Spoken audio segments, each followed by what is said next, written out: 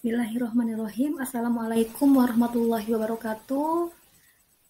Berjumpa kembali untuk seluruh warga belajar paket B Setara SMP dengan Ibu pada pelajaran Pendidikan Pancasila dan Kewarganegaraan.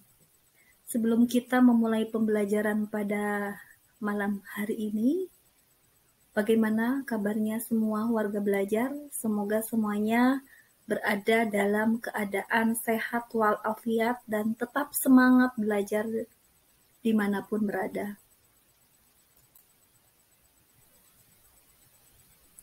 Pada pertemuan kali ini, Ibu Sukniasi SPD akan menyampaikan materi tentang makna dan arti penting Sumpah Pemuda.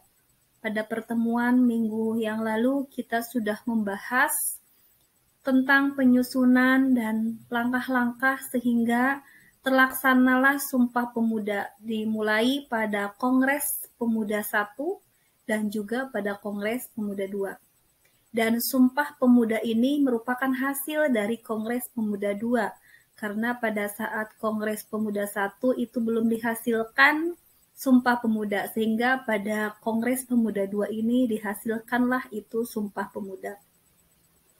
Dan Sumpah Pemuda ini merupakan titik tolak munculnya kesadaran akan pentingnya persatuan dan kesatuan dalam mewujudkan kemerdekaan bangsa Indonesia.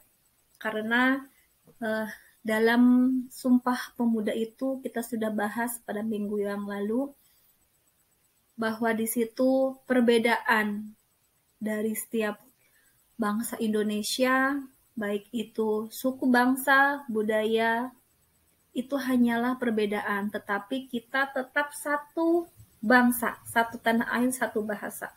Sehingga dalam Sumpah Pemuda itu dihasilkan adanya persatuan dan kesatuan.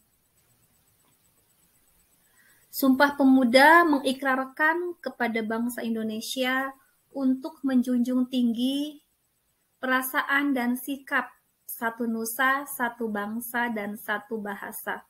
Di sini bahwa dalam perbedaan kita sebagai bangsa Indonesia yang memiliki beraneka ragam budaya, suku bangsa, bahasa, dan tradisi, kita tetap sama menjunjung tinggi tentang satu nusa, satu bangsa, dan satu bahasa. Kita adalah Indonesia. Makna dan arti penting pengakuan bertumpah darah satu tanah Indonesia, bahwa Indonesia memiliki berbagai pulau, kemudian semua wilayah yang ada di Indonesia di mana dipisahkan oleh lautan, dan itu merupakan satu kesatuan, yaitu tanah air Indonesia. Dimanapun kita berada, beda wilayah, beda geografis, kita tetap satu, yaitu tanah air Indonesia, bangsa Indonesia. Kemudian makna dan arti penting pengakuan berbangsa yang satu, bangsa Indonesia. Bahwa satu bangsa memiliki makna, walaupun kita berasal dari suku yang berbeda, tetapi kita tetap satu, satu bangsa, yaitu bangsa Indonesia. Kemudian makna pada satu bahasa Indonesia adalah bahwa bahasa yang dapat mempersatukan bangsa, yaitu bahasa Indonesia. Kita sudah sama-sama ketahui bahwa negara kita Indonesia memiliki bahasa daerah, ada Sunda, ada Jawa, kemudian Minang, kemudian bahasa-bahasa daerah yang lainnya. Itu adalah kekayaan budaya kita, kekayaan bangsa Indonesia. Keanekaragaman tersebut dipersatukan dengan bangsa, yaitu bahasa Indonesia. Kita tetap sama, satu bangsa, yaitu bangsa Indonesia, dipersatukan dengan bahasa Indonesia. Bahasa Indonesia ini digunakan sebagai bahasa nasional. Jadi dalam pendidikan, dalam acara-acara kenegaraan, acara-acara resmi, itu kita menggunakan bahasa Indonesia yang menunjukkan bahwa bangsa kita adalah bangsa Indonesia. Walaupun kita berbeda, kita tetap memiliki bahasa persatuan, bahasa Indonesia. Dan ini adalah bahasa Indonesia ini adalah sebuah wujud dari persatuan dan kesatuan negara Republik Indonesia. Jadi walaupun kita berbeda, baik bahasa gitu ya, kemudian istiadat, tetapi kita menggunakan bahasa pengantar atau bahasa nasional itu bahasa Indonesia. Bahasa ini adalah bahasa pemersatu atau bahasa dalam persatuan ya.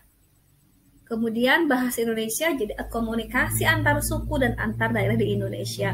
Misalkan ibu dari Sunda, warga belajar dari Cirebon, tentu menggunakan bahasa Cirebon, Jawa Cirebon. Dan kita menggunakan bahasa dalam penyampaian pembelajaran adalah bahasa Indonesia. Ini sebuah alat komunikasi ya yang digunakan walaupun antar suku, antar daerah, dan antar budaya, kemudian antar bahasa kedaerahan. Jadi ini adalah lambang persatuan Indonesia, yaitu dengan menggunakan bahasa Indonesia.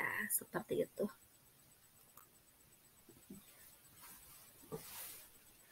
Kemudian nilai-nilai luhur dalam semangat Sumpah Pemuda. Yang pertama, mengutamakan kepentingan bangsa di atas kepentingan pribadi dan golongan. Ya, nilai luhur di sini adalah bahwa kita harus mengutamakan kepentingan negara, kepentingan bangsa di atas kepentingan pribadi, kepentingan diri sendiri dan juga golongan, baik itu suku, daerah, atau golongan-golongan tertentu. Di sini bahwa Sumpah Pemuda itu mengutamakan kepentingan bangsa, di antaranya adalah untuk mencapai tujuan kemerdekaan ya. Jadi semua golongan, semua suku, semua daerah ya menyampaikan bahwa walaupun pada saat itu berbeda-beda ya suku, bangsa, budaya, bahasa, daerah, tetap tujuan utama adalah proklamasi atau kemerdekaan, sehingga kepentingan bangsa untuk merdeka itu adalah sebagai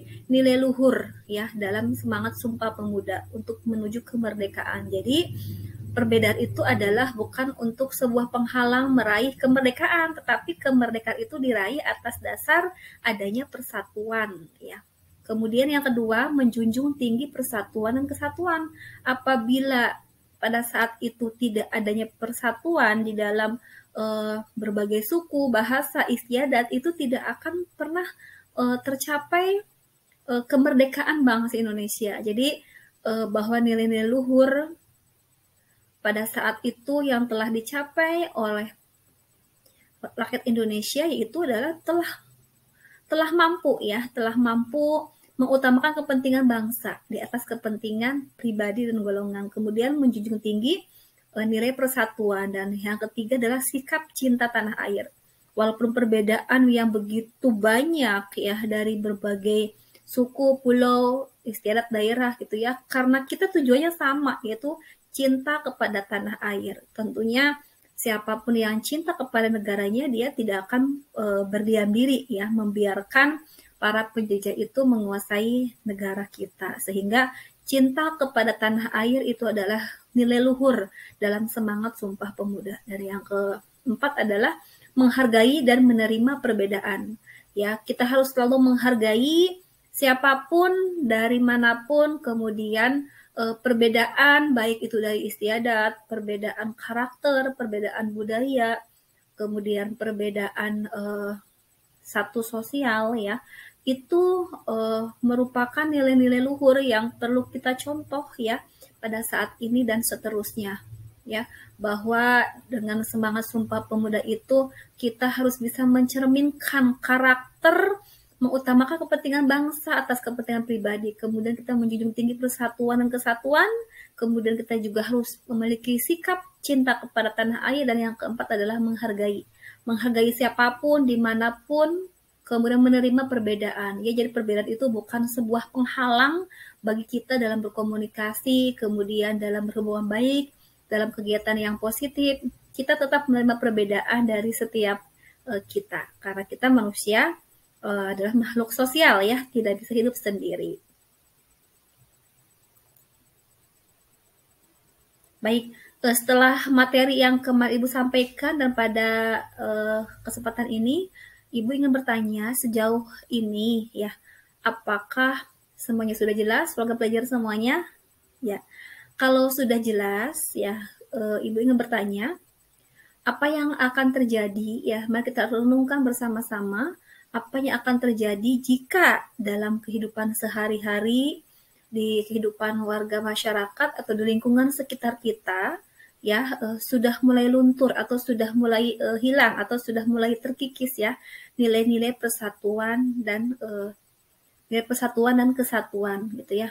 Kemudian nanti tuliskan hasil perenungan warga belajar semuanya dan tuliskan di kolom komentar. Jadi intinya apa yang akan kita lihat atau apa kemungkinan apa ya yang akan terjadi jika di lingkungan kita, baik itu sesama warga belajar, lingkungan dalam kehidupan bermasyarakat, apabila sudah mulai luntur, sudah mulai menghilang nilai-nilai persatuan dan kesatuan ya. Itu saja dari Ibu untuk kesempatan kali ini. Ditunggu nanti untuk warga belajar paket B setara SMP hasil perenungan apabila terkikis atau menghilangnya atau mulai hilang ya persatuan kesatuan di antara kita. Terima kasih. Nanti Ibu tunggu jawabannya di kolom komentar. Terima kasih. Wassalamualaikum warahmatullahi wabarakatuh.